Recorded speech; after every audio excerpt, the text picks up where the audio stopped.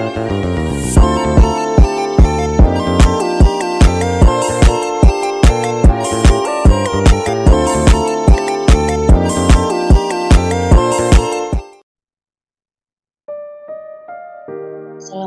warahmatullahi wabarakatuh.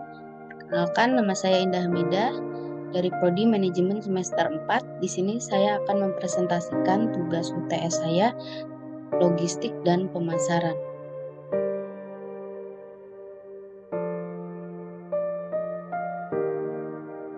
Logistik tidak bisa berdiri sendiri.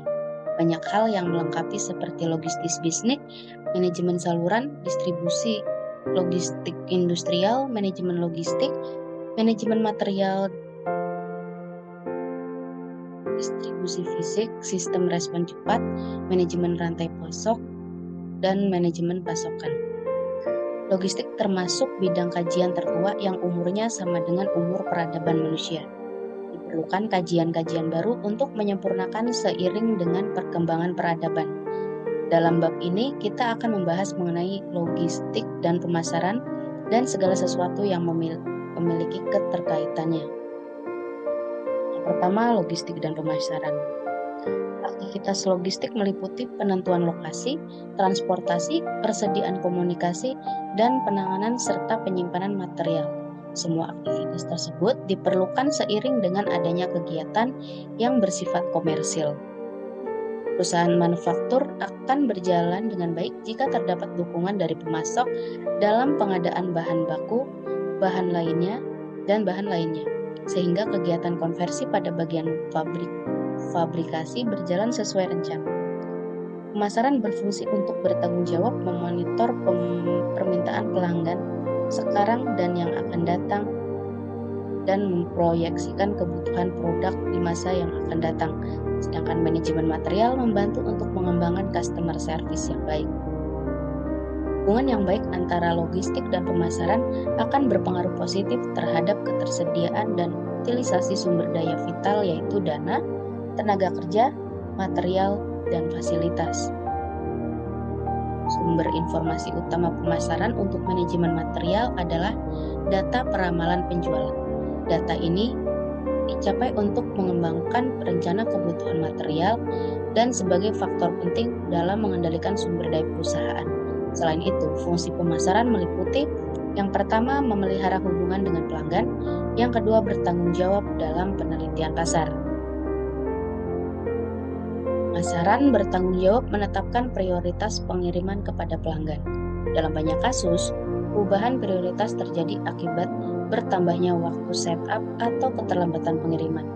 Sebagai contoh, bagian pemasaran mengatakan bahwa perakitan produk A diberhentikan dulu dan akan diganti dengan perakitan produk B.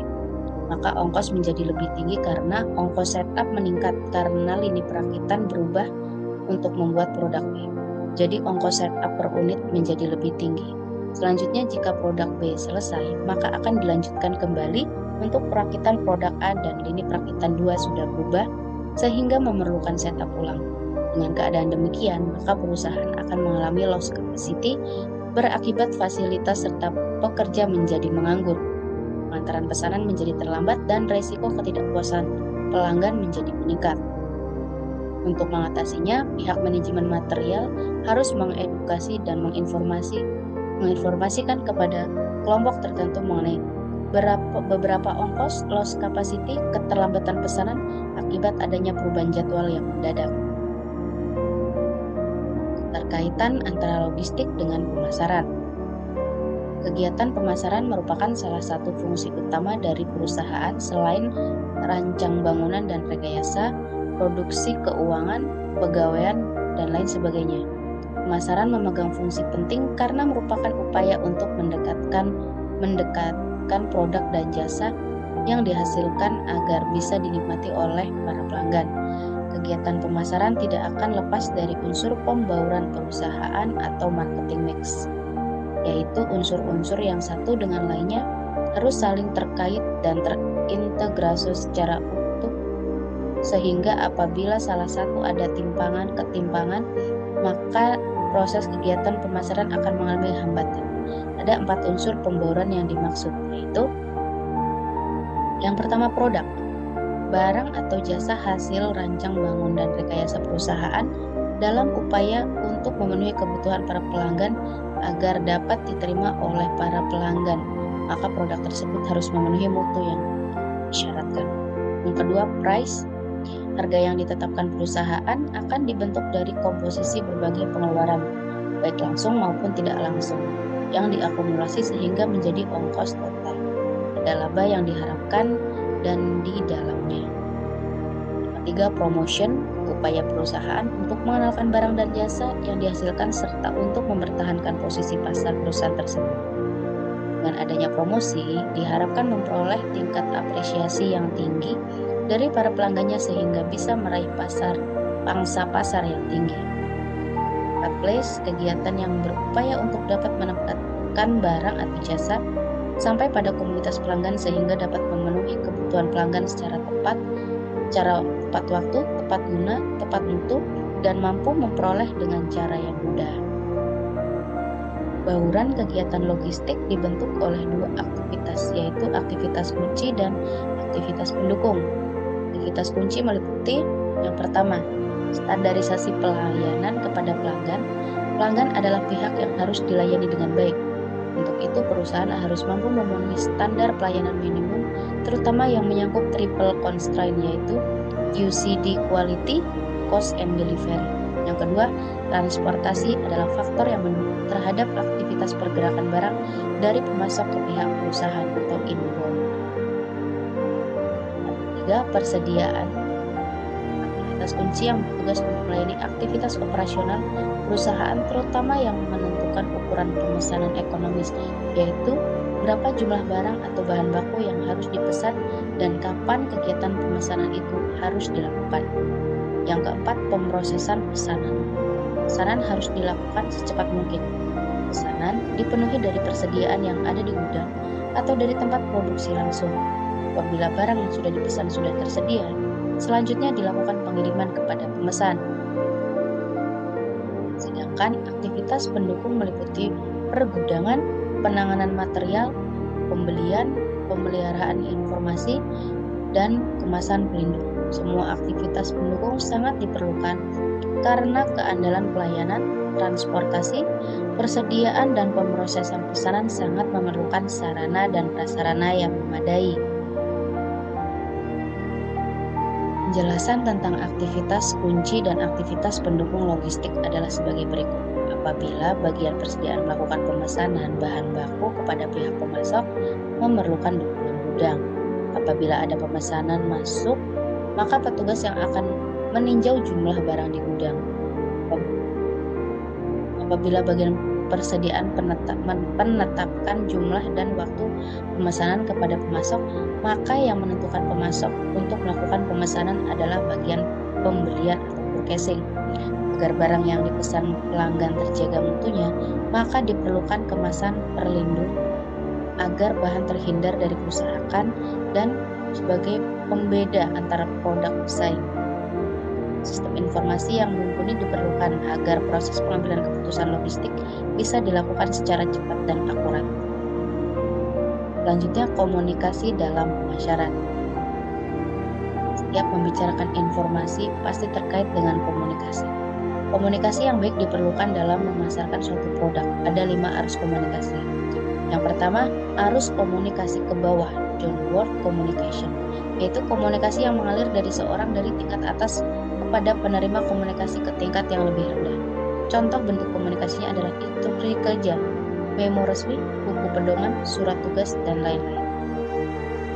Yang kedua, arus komunikasi ke atas, upward communication, yaitu arus komunikasi dari seorang tingkat bawah kepada penerima informasi ke tingkat atas dalam suatu organisasi.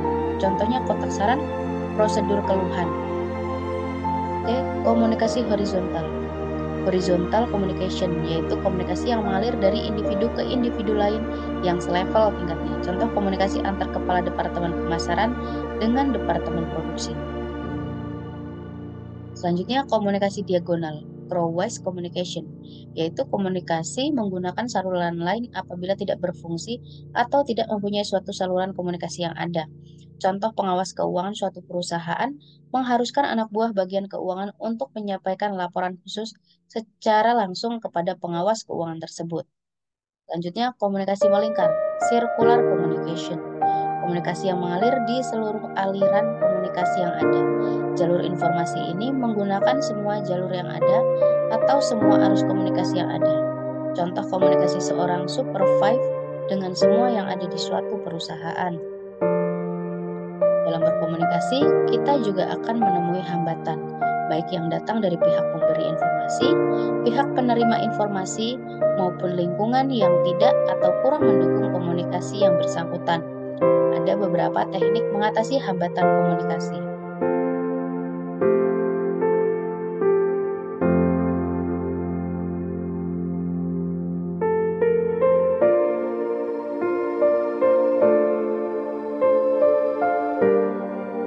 Pertama, informasi harus dibuat sejelas mungkin sehingga dimengerti oleh penerima yang mempunyai pandangan dan pengalaman yang berbeda. Yang kedua, mempergunakan bahasa baku dan biasa dipakai sehingga informasi bisa lebih diterima, dimengerti oleh penerima informasi. Selanjutnya, menghilangkan kegaduhan atau kebisingan yang ada. D. Buat suasana yang akrab dan bersahabat sebagai bagian dari tercapainya proses komunikasi. Mempergunakan kode-kode atau istilah-istilah yang sederhana dan mudah dimengerti. Selanjutnya, komunikasi yang baik berorientasi pada penerima informasi, bukan pada pemberi informasi. Hal ini disebut empati. Untuk hal yang dianggap penting harus dijelaskan berulang-ulang dengan bentuk yang lain, namun apabila terlalu banyak ulangan akan dapat membosankan. Selanjutnya, pengaruh logistik dalam strategi pertumbuhan korporat. Walter dalam Kuncor 2002.250 menyatakan bahwa strategi korporat adalah strategi yang menitikberatkan pada pertanyaan jangka panjang dan luas mengenai bisnis apa yang akan dimasuki oleh suatu organisasi dan apa yang diinginkan dalam bisnis tersebut. Sedangkan Collin and Montgomery 1998.5 mendefinisikan strategi korporat adalah suatu cara bagaimana perusahaan menciptakan nilai melalui konfigurasi dan koordinasi dari aktivitas multipasarnya. Arah strategi korporat terdiri dari yang pertama, strategi pertumbuhan atau growth strategi adalah strategi perusahaan yang berorientasi terhadap upaya keras untuk mencapai pertumbuhan kinerjanya, antara lain tingkat penjualan, laba, pangsa pasar, dan tujuan primer lainnya. Perusahaan berusaha menggerakkan semua sumber daya yang dimiliki untuk mencapai pertumbuhan ke depan. Selanjutnya, strategi stabilitas. Strategi perusahaan yang berorientasi pada bagaimana menjaga agar perusahaan tetap stabil dan terhindar dari penurunan kinerja. 3. Strategi pembaharuan. Strategi perusahaan yang menitikberatkan pada bagaimana membalikan kinerja yang cenderung menurun ke kondisi yang lebih baik. 3 strategi di atas dipetakan pada kurva siklus hidup produk yang terdiri dari 4 tahap. Pertama, tahap pengenalan atau introduction. Tahap di mana perusahaan baru mengenalkan produknya ke pasar dan merupakan tahap awal masuk ke pasar. Yang kedua, tahap pertumbuhan, grow. Jika tahap pengenalan telah terlewati, akan selanjutnya masuk tahap pertumbuhan. Maka di tahap ini perusahaan menerapkan strategi pertumbuhan, yaitu mengerahkan sumber daya yang dimilikinya untuk mencapai tingkat pertumbuhan yang tinggi. Selanjutnya, tahap kemapanan, mature. Pada tahap ini perusahaan telah mencapai puncak kinerjanya, dan strategi korporatnya adalah menerapkan strategi stabilitas agar kinerja terjaga. Tahap penurunan atau decline. Apabila perusahaan mengalami penurunan kinerja, maka karena berbagai penyebab maka perusahaan menerapkan strategi pembaharuan, yaitu strategi perusahaan yang berupaya untuk mengembalikan kinerja sebelumnya. Pada tahap kedua, perusahaan akan menerapkan strategi pertumbuhan yang terdiri dari beberapa alternatif strategi, yaitu strategi konsentrasi.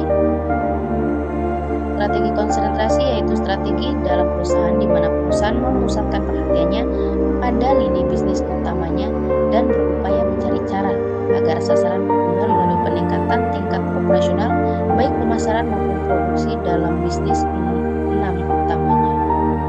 Strategi konsentrasi terdiri dari 4 alternatif, yaitu mengembangkan pasar, diversifikasi produk-produk, penetrasi pasar, dan pengembangan produk. Kuadran 1, produk yang ada dipasarkan di pasar yang baru disebut sebagai strategi pengembangan pasar. Kuadran 2, perusahaan mengembangkan produk baru dan dipasarkan di pasar yang baru disebut strategi diversifikasi produk pasar. Kuadran 3, produk yang dimiliki perusahaan saat ini dipasarkan di pasar yang sekarang disebut strategi penetrasi atau menerobos. Yang keempat, kuadran 4, perusahaan mengembangkan produk baru dan dikembangkan di pasar lama disebut strategi pengembangan produk. Sekian presentasi dari saya. Mohon maaf apabila banyak kesalahan dan kekurangan. Wabillahi taufiq wal hidayah. Wassalamualaikum warahmatullahi wabarakatuh.